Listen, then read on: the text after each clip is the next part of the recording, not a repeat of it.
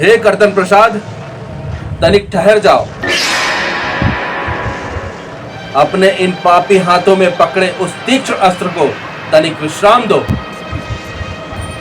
क्या तुम इस ब्रह्मांड के सबसे रसीले, सबसे पवित्र आम्रफल के अंग भंग करने जा रहे हो? यह अधर्म है। यह इस चराचर जगत का सबसे बड़ा अपराध है। आचार्य, आप आदिम युग की बात कर रहे हैं। इस श्रेष्ठ फल को आदि अनंत काल की भांति मुख में दबाकर लार से सरोवर करके चूसना, क्या यही आपकी संस्कृति है? आचार्य, मैं आपकी भांति नहीं, मैं इस फलराज को सम्मान के साथ वर्गाकार टुकड़ों में काटकर मर्यादा पूर्वक कांटेदार चम्मच के साथ ग्रहण करूंगा। यही धर्म है, यही सभ्यता है। धिक्कार है तुम्हारी इस पाश्चात्य बुद्धि पर कर्तन प्रसाद। तुम क्या जानो चूसन कला का परम आनंद। सुनो, जब इस महाफल को दोनों हथौड़ियों के मध्य रखकर अत्यंत कोमलता से मर्दन किया जाता है, जब इसके अंदर का संपूर्ण रस अपनी प्रखरता के साथ एकाकार हो जाता है, और तब जब इसके शीर्ष भाग पर दंत प्रहार करके इसके कोमल रस को जीवात्मा अपने कंठ द्वार से अंदर उतारती है, तो साक्षात मोक्ष की अनुभूति हो जाती है। तुम छुरी चलाने वाले कसाई इस अलौकिक सुख को क्या जानो?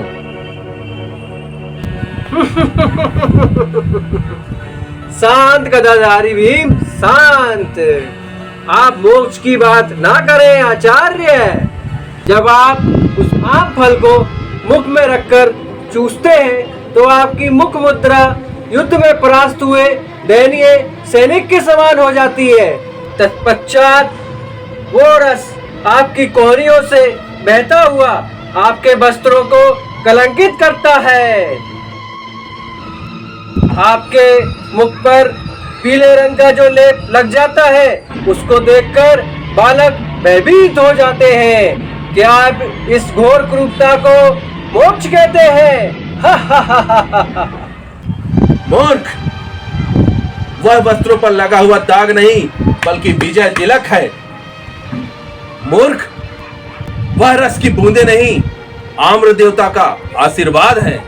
और सुनो, आम खाने के पश्चात उस अस्थि को तब तक रगड़ना जब तक उसका श्वेत रंग ना हो जाए, उसके अंतिम रस को जब तक निचोड़ ना लिया जाए।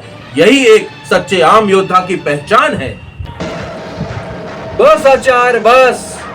बहुत हुआ गुटली का बिलाप। आप उस रेशेदार अस्थि को मुख में दबाकर साक्षात वानर प्रतीत होते हैं। मेरी कला को देखिए आचार्य। मैं इसको सभ्यता के साथ स्लाइस में काटूंगा, फिर इस पर चुटकी भर काला नमक और चाट मसाला छिड़कूंगा, फिर इसको सम्मान के साथ मैं ग्रहण करूंगा।